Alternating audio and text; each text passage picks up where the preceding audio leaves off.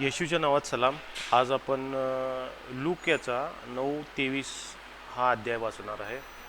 Look 9:23मध्ये असं म्हटलेलं आहे, त्यांनी सर्वांना म्हटले, जर कोणी माझ्या मागे येऊ पाहतो तर त्यांनी आत्मत्याग करावा व दररोज स्वतःचा वधस्तंभ उचलून घेऊन मला अनुसरावे.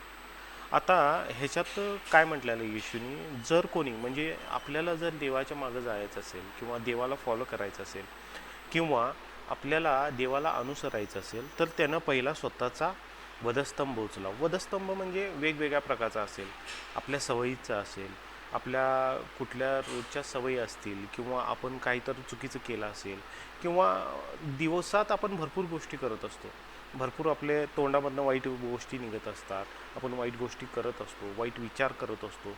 ह्या सगळ्यांचा वधस्तंभ येशूनी घ्यायला सांगितलं. वधस्तंभ म्हणजे त्या सवयी ज्या असतात, त्या तुमच्या ज्या रोजच्या आपल्या तोंडातून काहीतरी वाईट निघतं किंवा आपण काहीतरी करतो, ह्याचा वधस्तंभ म्हणजे त्या गोष्टी तुम्ही त्या वधस्तंभावर टांगलं पाहिजे, त्या संपवल्या पाहिजे, त्याचा तुम्ही त्याग केला पाहिजे. तर तुम्ही येशूच्या पाठीमागे जाऊ शकता. तुम्ही प्रयत्न केला पाहिजे. पुढचा मार्ग येशू तुम्हाला दाखवेल.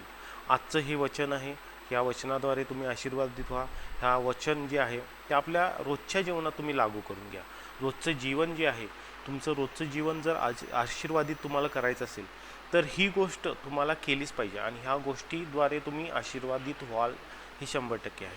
त्यामुळं आपल्या ज्या वाईट सवयी आहेत, आपण जे वाईट करतो, वाईट बोलतो, ह्याचा सर्वाचा वधस्तंभ तुम्ही रोज घेतला पाहिजे आणि ह्याद्वारे तुम्ही येशू ख्रिस्ताला अनुसराल, त्याच्या पाठीमागे जाल, तो तुमच्या जीवनात आशीर्वादित येतील आणि ज्या काही तुमच्या आशीर्वादित थांबले आहेत ते तुमचे आशीर्वाद मोकळे होतील. येशूच्या नावात सलाम. आमीन.